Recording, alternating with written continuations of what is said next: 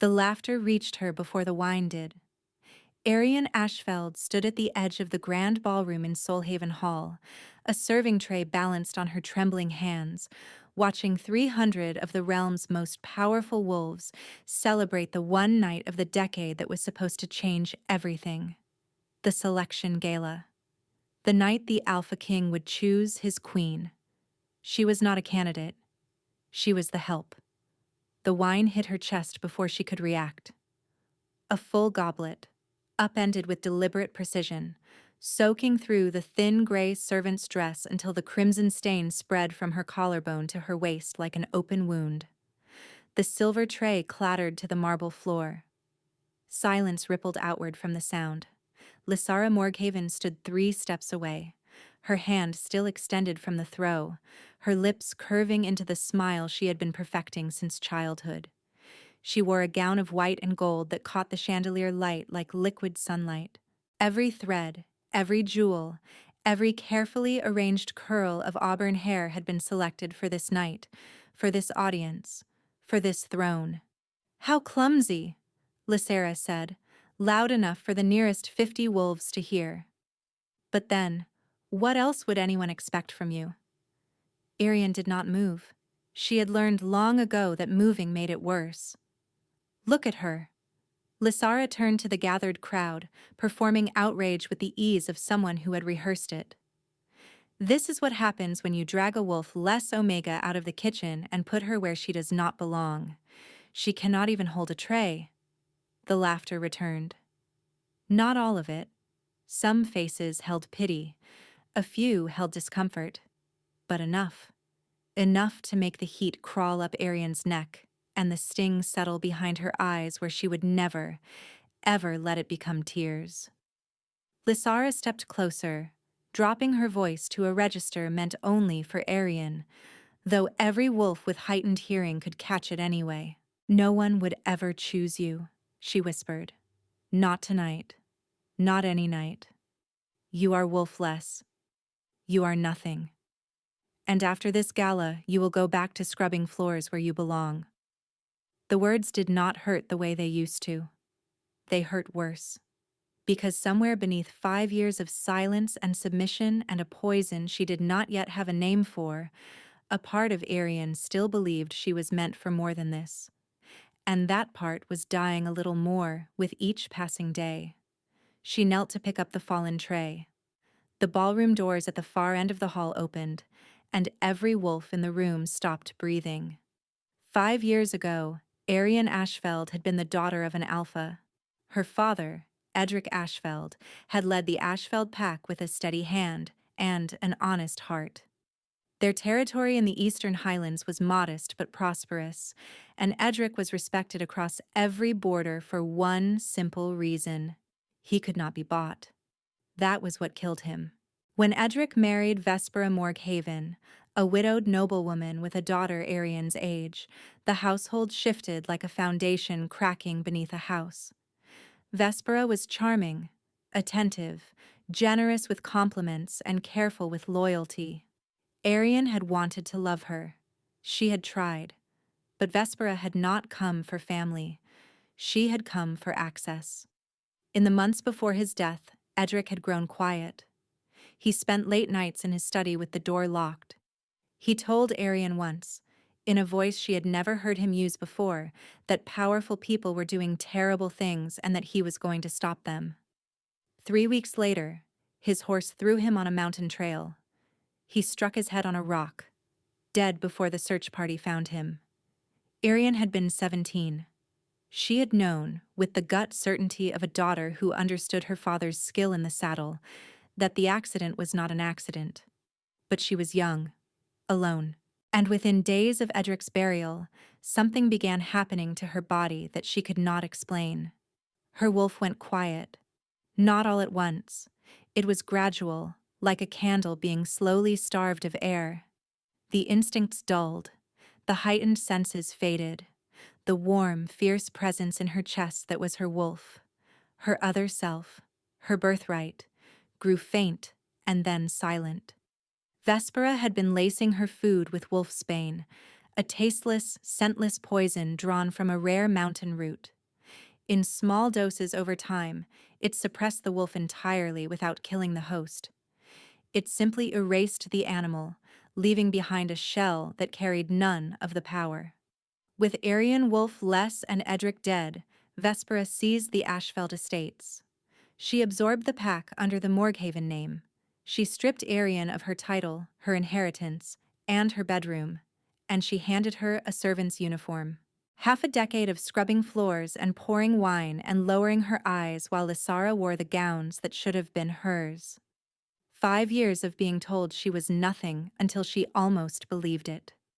And now Aryan knelt on the floor of Solhaven Hall, wine soaking through her dress, while the world prepared to crown someone else's future. Then the doors opened and the air in the room changed. He entered without announcement. No heralds, no guards, no procession.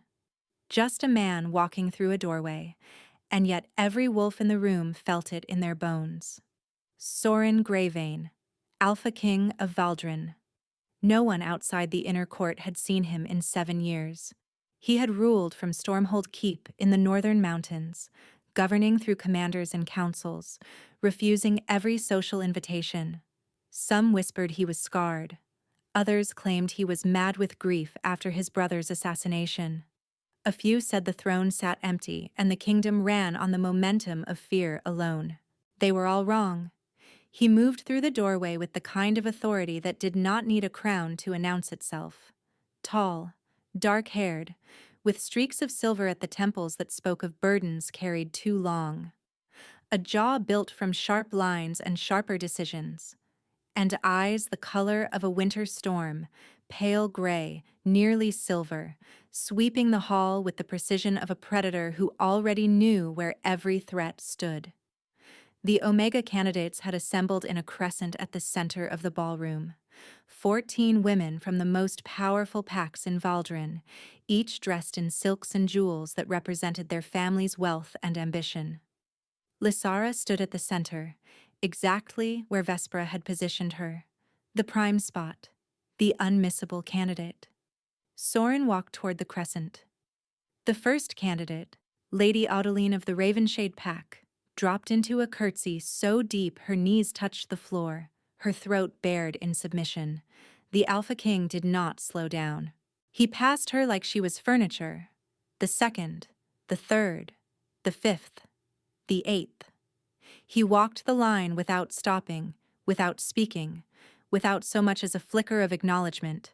14 families, 14 fortunes staked on this night. He passed them all, including Lysara.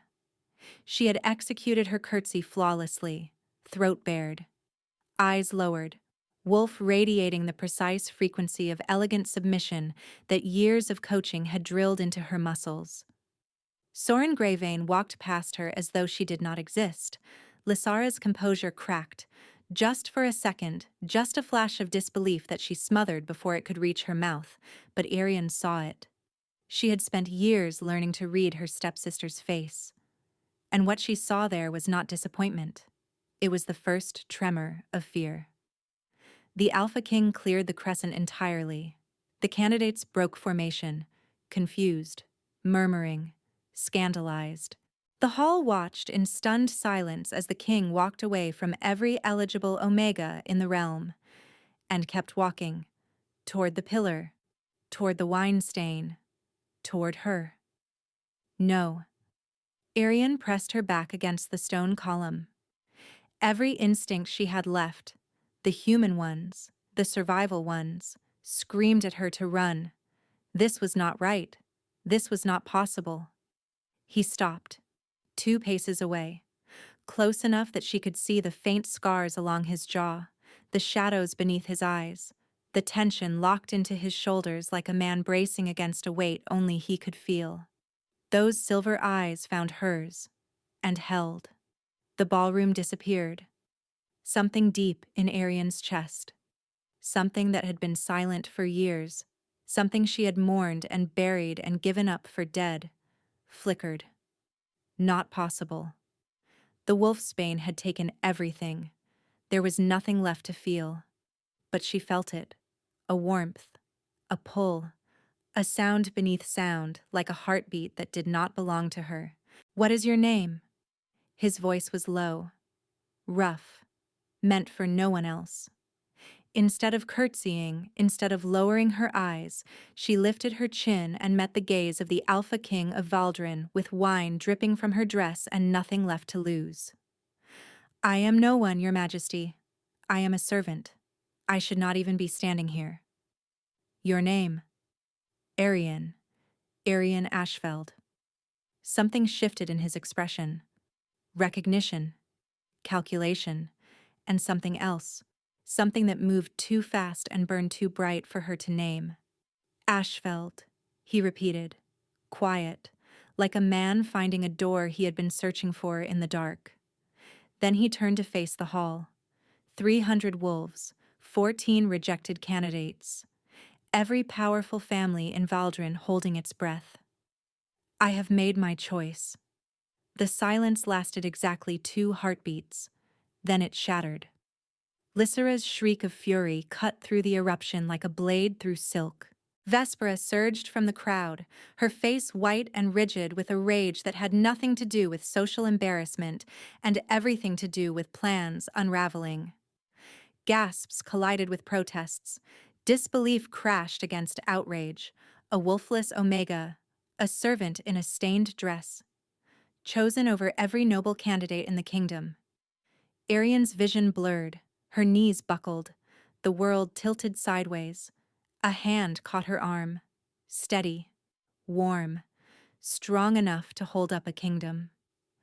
Soren Greyvein positioned himself between her and the crowd, his body angled like a wall, like a weapon, like a man who had just made a decision he would defend with everything he had.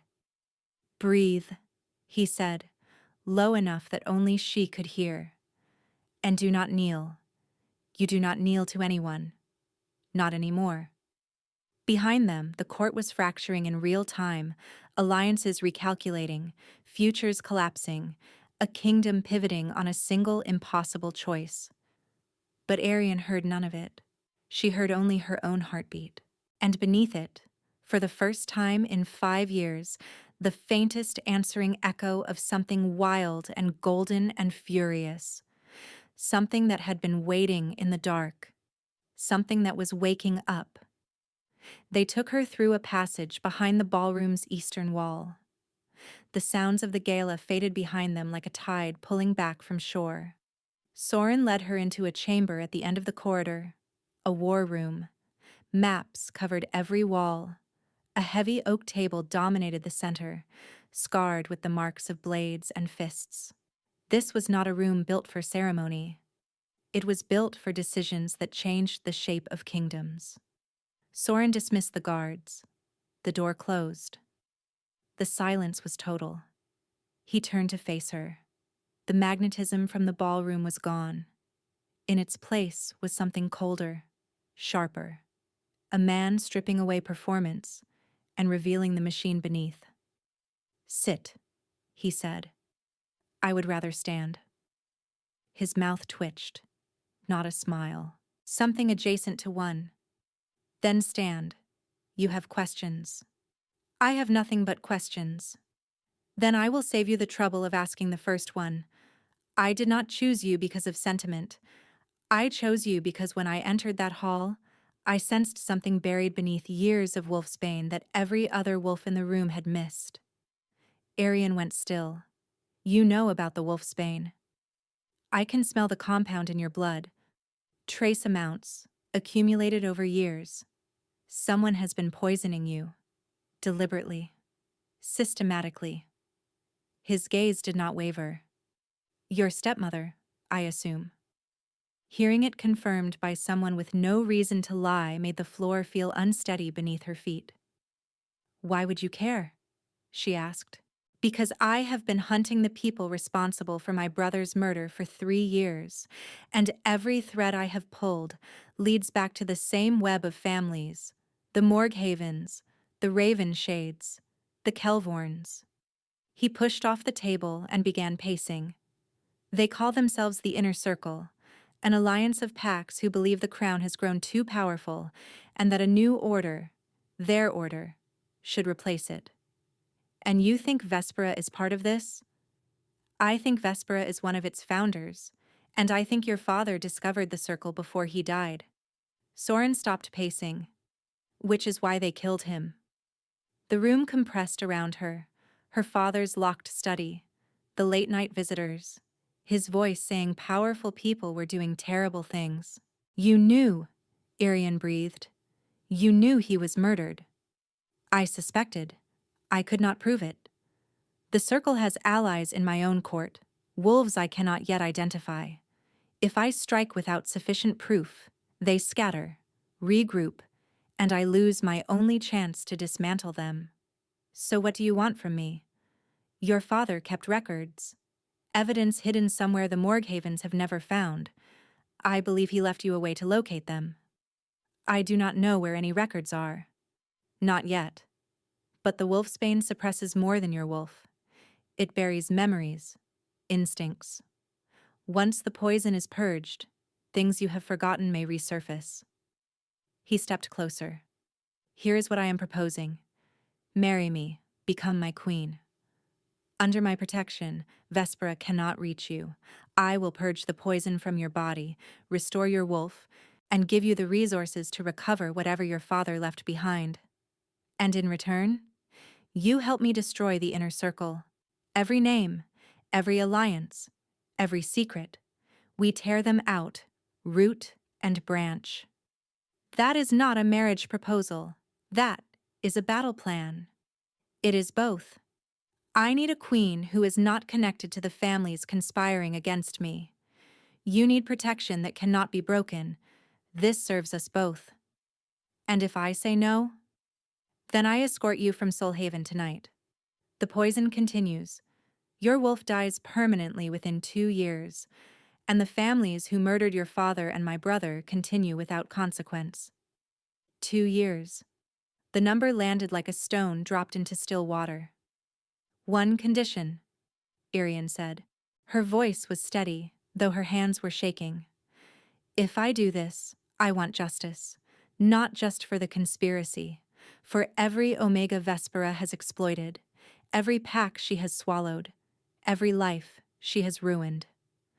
You are setting terms while standing in a servant's dress soaked with wine. Is that a problem? No. And this time, the thing on his face was unmistakably a smile. Brief, reluctant, real. It is exactly what I needed to see. Agreed. And one more thing. When my wolf returns, I fight beside you. Not behind. Not underneath. Beside. Besides. He repeated as though testing the weight of a word he had never used. He extended his hand. Scarred knuckles. A palm that had held swords and signed death warrants and carried a kingdom for 7 years. Do we have an agreement, Aryan Ashfeld?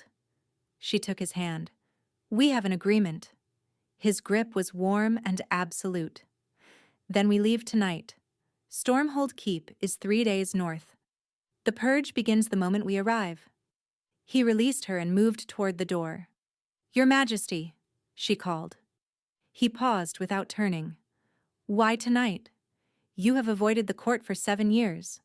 Why come to this election now? His shoulders shifted, and for one moment, the machine cracked, and something human showed through the seams. I was not planning to attend. I changed my mind at the last moment. I cannot tell you why. I only know that if I had not, you would have been dead inside 2 years, and I would have spent the rest of my life searching for evidence locked inside a ghost. Then he was gone, and Aryan stood alone with the maps and the fire and the shape of the choice she had just made. She had entered this palace as a servant. She would leave it as a future queen, and the people who had stolen everything from her did not yet know that their weapon had just changed hands. Stormhold Keep announced itself long before it came into view. First, the temperature dropped, then the trees vanished, then the road narrowed to a single track carved into the face of a cliff above a roaring sea. And then the fortress rose from the black rock, a brutal silhouette against a sky the color of bruised iron. 4 towers of dark granite connected by walls thick enough to repel cannon fire. Windows narrow as arrow slits. Banners bearing the gray vein crest, a silver wolf howling against a black storm, cracking in the relentless wind. Everything about Stormhold said the same thing. Come if you must, but know what waits. Aryan arrived in a carriage marked with the royal seal. Her body was already rebelling against the absence of wolfsbane, tremors in her fingers. A low fever that made the edges of the world soft and unreliable. At the gates, a woman waited. Tall, silver-haired despite being no older than 40. She carried herself with the straight-backed precision of someone who had spent decades turning chaos into order. Commander Ilvrin Kael, Soren said. She runs Stormhold. She answers to me and to no one else. She will manage your care, your training, and your protection. Ilvrin studied Aryan with eyes that missed nothing. The trembling hands, the flush of fever, the careful way she held her weight. She is thinner than the report suggested, Ilvrin said flatly. She held her ground against 300 wolves in a wine-stained dress. Underestimate her at your own inconvenience. The North Tower suite was sparse and cold and clean. Stone walls, a hearth already lit, a copper tub steaming with water that smelled of sharp, unfamiliar herbs. Wolfsbane extraction bath, Ilvrin explained. Twice daily. It draws the poison through the skin. The process is not gentle. Nothing about this has been gentle. After Ilvrin left, Aryan found a leather-bound journal on her bedside table. Soren's intelligence on the inner circle. 3 years of obsessive investigation in dense, angular handwriting. On the final written page, one line stood apart. Edric Ashfeld was the closest anyone has come to exposing the circle. His daughter may be the key. She has survived years of what should have destroyed her. That is not weakness. That is proof. Aryan closed the journal and looked out at the sea crashing against the cliffs. Somewhere south, Vespera and Lysara were surely plotting. They had taken her father, her wolf, her name, her home. They believed she was broken beyond repair. Good. Let them believe it for a little while longer. The purge nearly killed her 3 times. The first night, her fever spiked so violently that the physicians packed her in ice while her body convulsed.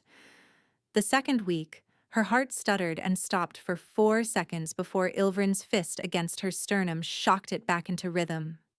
On the 17th day, the poison that had saturated her tissues for half a decade began to expel itself through her skin in a rash so severe that she clawed her own arms raw before the physicians could restrain her. Through all of it, she heard Soren's voice, not always in the room. Sometimes from the corridor outside her door. Sometimes from the chair beside her bed where she would find him sitting when the fever broke at dawn, still dressed in yesterday's clothes, a half-finished report on his knee. He never acknowledged these vigils. She never asked him to. On the 18th morning, Aryan opened her eyes and felt something she had not felt since she was 17. Warmth. Not fever warmth. A living warmth. A presence inside her chest that pulsed with its own rhythm, its own fury. Her wolf. She told Soren that evening. Their dinners had become a ritual. A long table, 2 chairs at opposite ends. Maps and intelligence reports spread between the food. The distance between them deliberate. She is there, Aryan said, pressing her palm flat against her breastbone. Faint, like hearing a voice through a wall, but she is alive. Soren set down his fork. Something moved across his face that she had never seen there before. Relief. Not strategic satisfaction, the raw, unguarded relief of a man who had been afraid and would never admit it. Good, he said. Just that. But the word carried more weight than he intended. The training began immediately. Ilvrin was merciless. Combat, defensive formations, pressure points. Aryan ran the cliffs until her lungs screamed and then ran them again. She memorized the political hierarchy of every major pack in Valdrin, their alliances, their debts, their weaknesses. "You hesitate before every strike," Ilvrin said, after pinning her to the floor for the 14th time. "You flinch before contact. You have spent years making yourself small. Stop it. Smallness is a habit, not a fact. Being beaten is also a choice. I am choosing to learn the difference." Ilvrin pulled her to her feet without gentleness. "Good answer. Again." By the 3rd week, Aryan stopped flinching. By the 4th, she started hitting back. The evenings belonged to Soren. They reconstructed her father's final months piece by piece, a locked study. Visitors who arrived after midnight. A conversation she had overheard through floorboards, her father's voice tight with anger, saying, "They are building something that will swallow this kingdom whole." "Did he give you anything before he died?"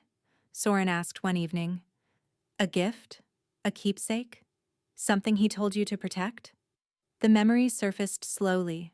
Her 17th birthday, her father's hands around her neck clasping a chain, a locket, gold engraved with the Ashfeld crest, his voice unusually serious. "Keep this close, little wolf. Everything that matters is inside." She had worn it every day until Vespera took it, 3 days after the funeral, pulled it from Aryan's neck while she slept. Soren went very still. "We need that locket. That means going back. Not yet. Not until you are ready. But soon." By the 6th week, Aryan barely recognized herself. Leaner, harder, faster. Her senses sharpened daily, and her wolf grew stronger, not yet ready to surface fully, but present in every movement, every flash of gold that sometimes flickered through her eyes. One evening, Soren looked up from his papers and studied her. "What?" she asked. "6 weeks ago, you could barely stand. Now you argue strategy with me and win." "I do not win. I simply refuse to lose." "The Winter Court convenes in 10 days. Every major pack sends representatives. The Morghavens will be there." Her stomach clenched. "You will face them as my queen, not as their servant, not as their victim. As the woman who walked through years of poison and came out the other side with her spine intact." "Is that what you see when you look at me?" He was quiet for a moment. Then, without looking away, he said, "I see someone who frightens me, and I am not easily frightened." The words landed between them like a lit fuse. Neither of them reached for it. Neither of them stepped away. 3 days before the Winter Court, Soren arranged a council dinner at Stormhold. 7 pack leaders, allies, neutrals, and 1 fence-sitter whose loyalty could tip the balance of an entire region. Aryan's first public test as queen.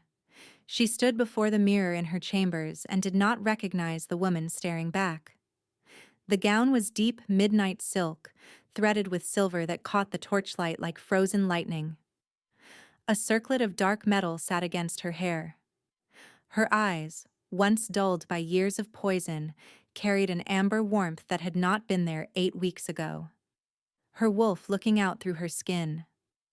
A knock. Soren entered in formal black. He stopped. For exactly 1 heartbeat, something crossed his face that he buried before it could reach his mouth.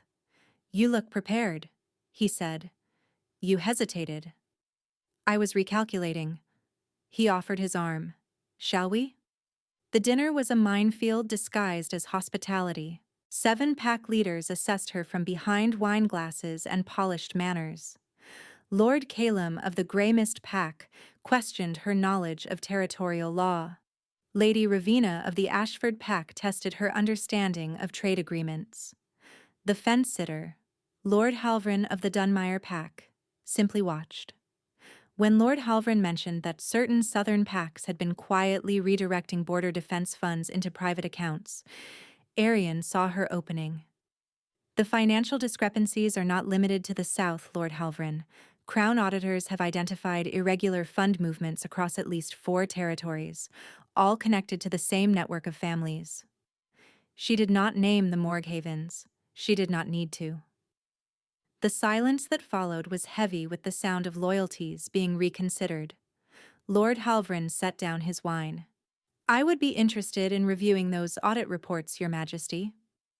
After the guests departed, Soren found her in the library. "You drew blood tonight," he said.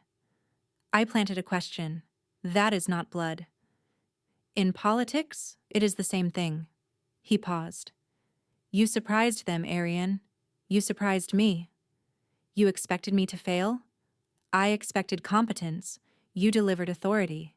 That is a very different thing." The firelight softened the sharp lines of his face, and for the first time since she had known him, he looked not like a king, but like a man. Tired, searching, almost hopeful. And Aryan felt something shift between them. Not the strategic alignment of two people bound by a contract. Something warmer. Something neither of them was ready to name. The Winter Court transformed Stormhold into a theater of power. 200 wolves from every corner of Valdrin filled its halls, draped in their finest pelts and their sharpest ambitions, and among them, Vespera and Lysara Morghaven. Aryan saw them the moment they entered, Vespera with the practiced grace of a woman who had spent decades perfecting masks. Lysara in burnished gold, chin high, scanning the room with the hungry confidence of someone who still believed she was owed a throne. The formal presentations began. Each pack leader approached the dais to pay respects.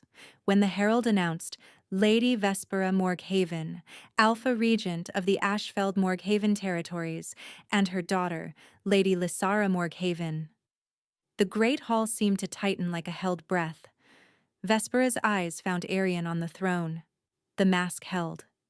But her stride shortened by half a step, and the color beneath her powder shifted from rose to ash. She knew. In that single moment, looking up at the stepdaughter she had poisoned and enslaved and erased, Vespera understood that the game had changed. Lysara was less controlled. She stopped dead. Her golden composure fractured like a mirror struck at its center. The girl she had poured wine on, mocked, and dismissed, was sitting on a throne wearing the gray vein crown. Looking down at her, "Lady Morghaven," Soren said, his voice carrying the precise temperature of a man savoring a moment he had engineered. "How generous of you to attend. I trust you recognize your queen." Vespera recovered. She always did. "Your Majesty, what an extraordinary development. We had no idea our dear Aryan had achieved such distinction." "Dear Aryan," Soren repeated. The words landed like a blade tested against skin. "I imagine this must come as quite a shock, given the care your family provided her." Lysara forced words through a jaw locked tight with fury. "We were so worried when you vanished after the selection." "I left with my husband," Aryan said. "That is typically what happens after a king makes his choice. But I appreciate your concern, sister." The word sister detonated silently across the hall. Whispers erupted. "The queen is her stepsister. She was their servant?" Vespera smiled her widow's smile. "We must speak privately, Your Majesty." "There will be time for that, but not tonight. Tonight is for the court." The dismissal was precise and total. But as they turned to retreat, Aryan caught the look between mother and daughter. Not defeat. Recalculation. After the feast, Soren found her on the battlements. The wind tore at her gown and she let it. She needed something real against her skin after hours of performing composure she did not feel. "You held the line," he said. I wanted to scream. When Lysara called me dear, I was 17 again for a moment, kneeling on a kitchen floor. But you did not kneel tonight. You made her curtsy to you. Why does that feel like it is not enough? Because justice is slower than rage, but slower does not mean weaker. She turned to look at him in the moonlight. "When did you stop doing this alone?" she asked. He held her gaze. The night a girl in a servant's dress told the Alpha King she would rather stand. The Morghaven struck on the third day. It began with whispers.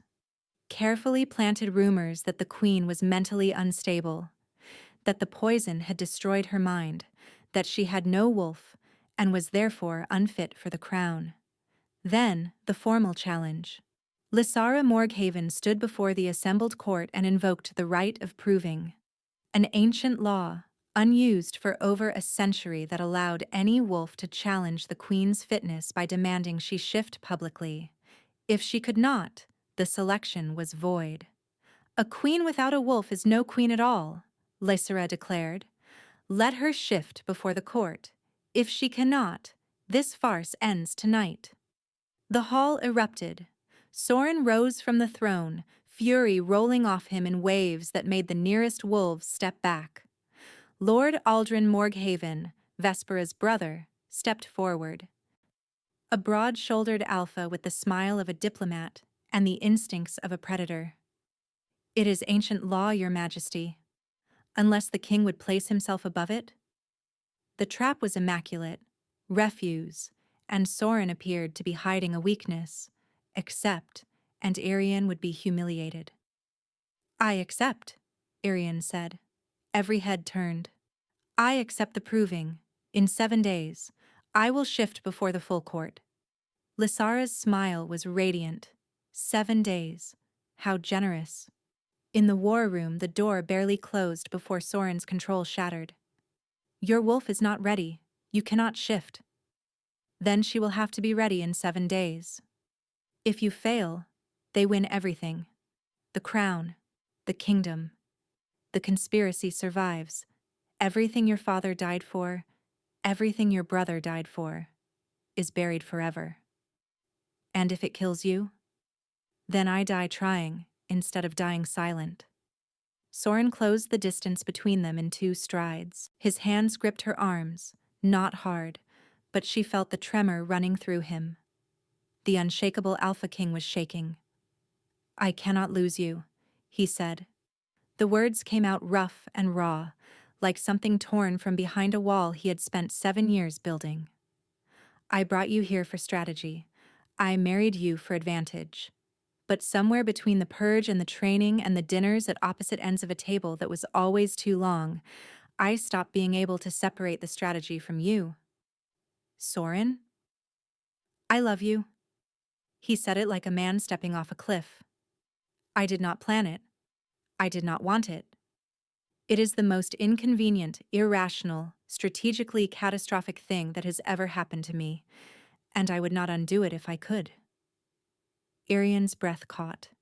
5 years of being told she was unworthy of love, and the most powerful alpha in Valdrin was standing in front of her, shaking, telling her she had wrecked every careful plan he had ever made. She kissed him. Not strategy. Not performance. This was a woman who had been starved of gentleness kissing a man who had been starved of trust, and in the space where their broken edges met, something whole took shape. When they pulled apart, she kept her hands on his face. 7 days, she said. I am going to shift. I am going to destroy them. And then I am going to love you for the rest of my life without a single strategic reason. That is the best battle plan I have ever heard. That night, alone in her chambers, Aryan pressed both hands against her chest and spoke to the wolf inside her. 7 days. They buried us. They poisoned us. They called us nothing. The warmth pulsed, brighter than it had ever been. Angry. Ready. 7 days. Then we show them what nothing looks like when it rises. Deep inside her, something answered. Not a flicker this time. A roar. Moonrise on the 7th night. 200 wolves formed a circle in Stormhold's great courtyard. Torches blazed against the dark. The air smelled of frost and fear and the particular electricity that precedes irreversible events.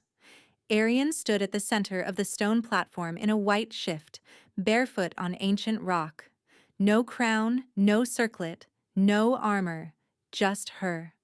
Across the courtyard, Lysara stood with Vespera and Lord Aldrin, victory already painted on their faces. Soren stood at the north edge of the circle, motionless, expression carved from stone, but Aryan could feel him through the bond that had been growing between them.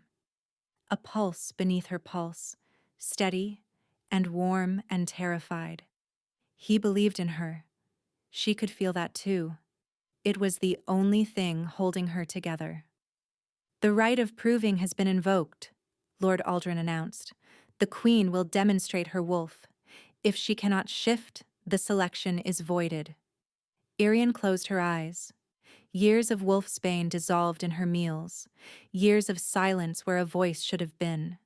5 years of kneeling on cold floors and swallowing the lie that she was nothing. But here was the truth. You cannot kill something by burying it. You can only make it angry. And years of anger compressed and denied and forced into the smallest possible space does not fade. It detonates. She reached inward, past the fear, past the doubt, past the scar tissue of every insult and every blow, and every morning she had woken up unable to feel the wolf who was supposed to be her other self. And she found her. Not the fragile flicker of the early weeks. This was an inferno, a presence so vast and so furious that it had been compressing itself for years, growing denser with every drop of poison, hotter with every whispered nothing, more powerful with every single day it was denied. Her wolf had not been dying. Her wolf had been building. Aryan opened her eyes. They blazed gold. The shift was not controlled. It was a detonation. Her bones reshaped. Her senses exploded outward until she could hear every heartbeat in the courtyard, smell every emotion, and taste the iron of terror on the tongues of wolves who had called her broken. And what stood on the platform was not the small damaged wolf the court had expected. She was immense, fur the color of moonlight on fresh snow. Eyes like molten gold that swept the courtyard with an intelligence that transcended the animal, and radiating from her in waves that buckled the knees of every wolf present, a power that had not walked Valdrin in 300 years. "A lunar wolf," Lady Ravina breathed, "the rarest wolf in existence. An Omega whose bond with an Alpha King multiplied both their powers beyond calculation, a wolf who could hear lies in heartbeats, who could compel obedience with a single howl." The Morghavens had not been suppressing a troublesome stepdaughter. They had been burying the most powerful wolf born in 3 centuries. And they had known. Aryan could taste it now with her awakened senses, the bitter, metallic flavor of Vespera's terror. That was the entire point of the wolfsbane. Not because Aryan was nothing, because she was everything. She turned her golden gaze on Lysara and howled.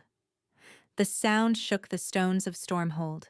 200 wolves dropped to their knees, not by choice, by nature. The lunar wolf's howl was not a request. It was a law of physics. Lysara knelt.